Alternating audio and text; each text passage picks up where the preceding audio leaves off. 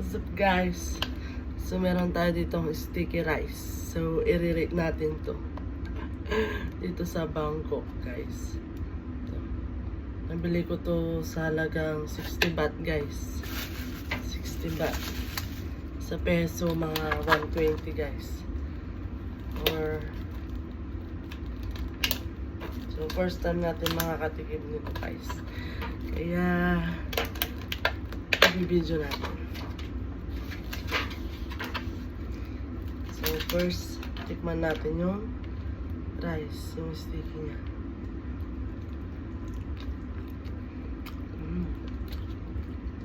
Sarap guys. Masarap.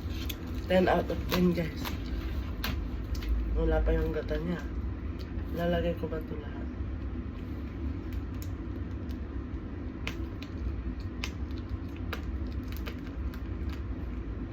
Baka sasakit pala tiyan ko guys, gabi na. Try. Nalagay natin. Dapat kunti pala. Tignan na natin. Sarap guys. Kala ko hindi ko magugustuhan. Itong mangga naman.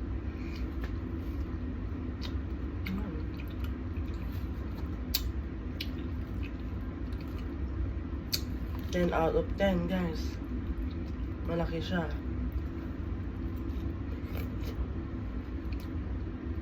Sulit na din guys yung 60 baht.